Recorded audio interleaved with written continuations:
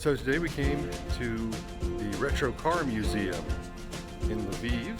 It costs about $1.50 to get in, and they allow dogs, which is pretty cool. It's placed inside what I think is a old engineering station for the trolley service, and you see rafters overhead, and it's got the big crane there for lifting up heavy parts. And behind me we've got, what is that, 1930s probably? There's actually no sign telling us what that is. We've got a wide selection of Soviet motorcycles over here, and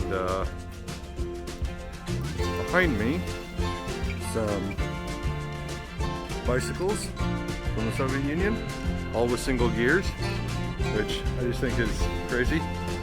I haven't had a single gear bike since I was a little kid. These are all for adults. But the real attraction here is their selection of American motor cars. They got some nice ones. They've got this carbon black T-Bird here.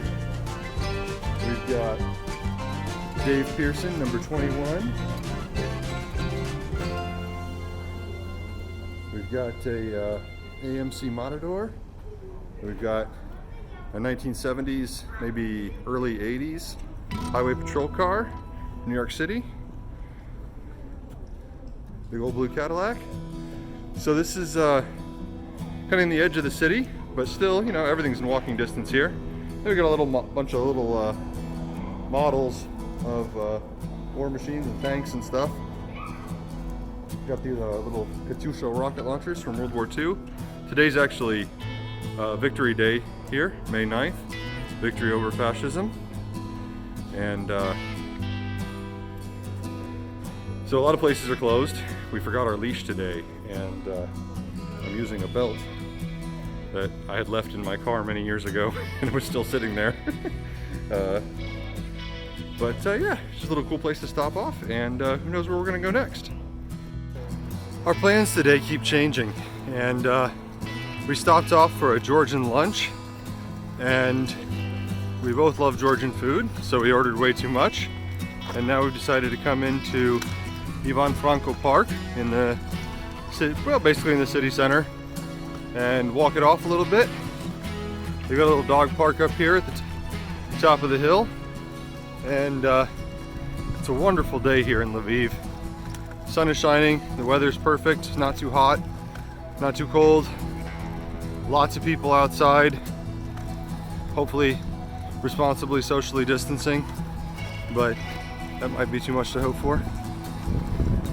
Doctor's having a good time on his improvised leash, and yeah, so this is Lviv.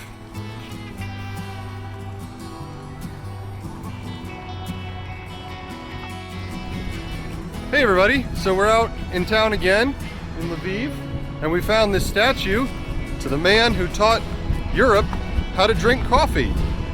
It's Yuri Franz, who in the 17th century brought coffee to Europe and spread the idea of the coffee house and kava to the Western world. So next time you have a cup of joe, thank this guy. I guess it should be a cup of Frank, because his name was Franz.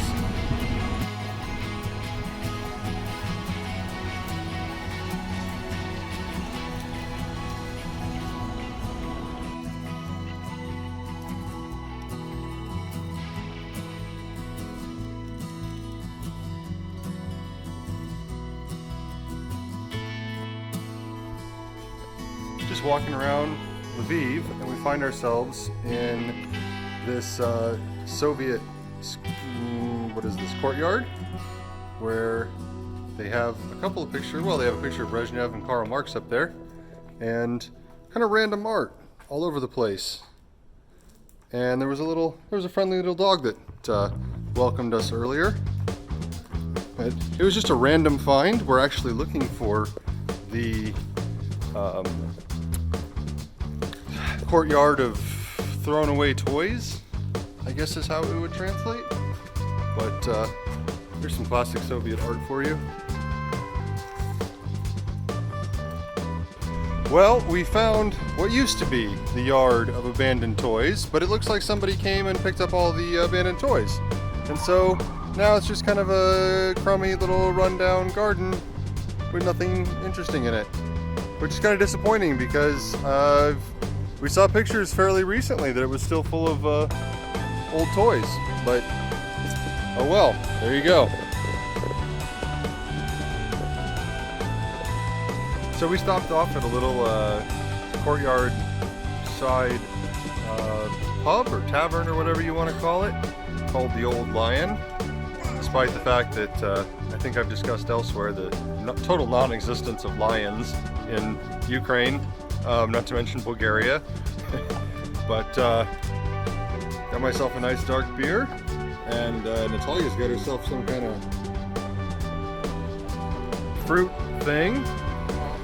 And I just want to appreciate, like, Lviv is so much like so many European cities that we visited throughout Portugal and France and Germany. It's really got this old-timey feel to it that a lot of the other cities in Ukraine just don't have, because they were so heavily influenced by the Soviets. But Lviv has managed to hold on to its European roots, and it's a really wonderful place to spend an afternoon. Although not everybody's totally happy about it, I guess. We got Doctor down there too. Anyway, so stick with us, and we're going to discover a few more things about Lviv today. Okay, so we're on the Ulitsa, or the street Lyesa Ukrainy, who was a famous Ukrainian poet, and this is also the breakfast street of Lviv, where you can get breakfast any time of day, although I'm not sure if we're going to get anything right now. There's a possibility we might be here tomorrow morning and check out, maybe we can find some eggs Benedict in the Ukrainian style. But if you're looking for a good breakfast, check out the street of Lyesa Ukrainy in Old Town.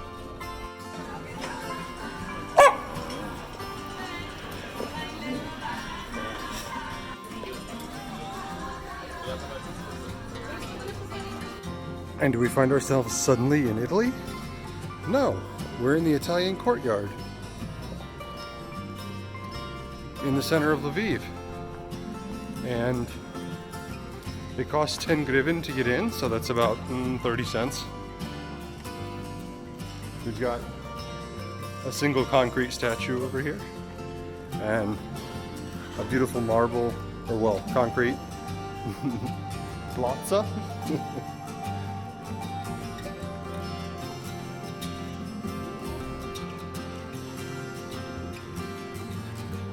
It's a great little place to have lunch and relax, have a drink, and we're gonna go take a look around.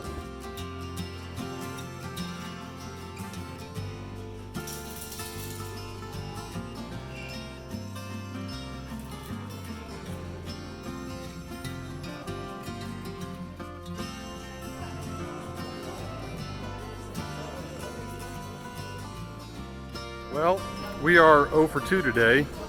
We tried to go to the youth theater yard, which was just supposed to be like an open air courtyard, and it's closed, permanently closed.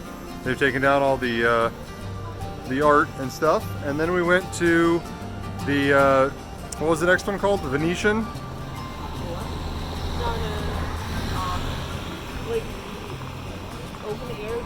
The open air gallery, and all the art is gone, and it's now just a bunch of piles of trash. So 2 former tourist attractions here in the center of Lviv that are gone. But we're going to try our luck and see if we can find a castle that is rumored to still exist. And after that, I think we're headed to the beer museum.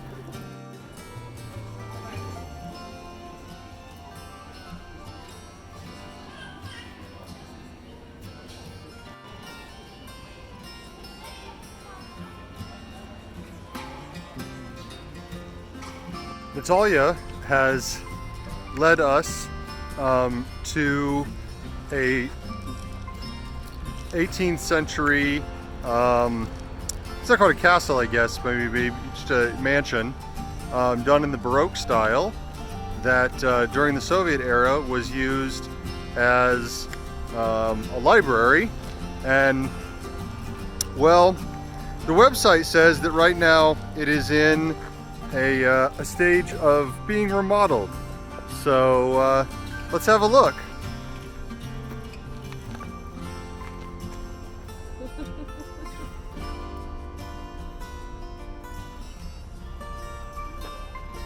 Yeah, so apparently the building now belongs to the Ivan Franko University, and they are in the process of remodeling it. So hopefully we'll be able to come back at some point in the future and they'll have it restored. But not holding my breath. We've got here the monument to the backpack, which is on the grounds of the Lviv National University, and it was put here several years ago by a student of the university who graduated from this department.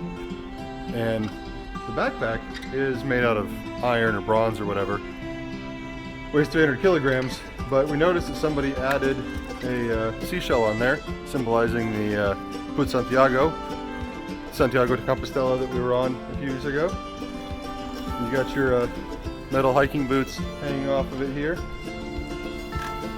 It's a nice little monument to have to people who travel. Right here on the grounds of the university. One of the geography teachers actually intervened to let us get onto the grounds with our dog. The janitor didn't want to let us in.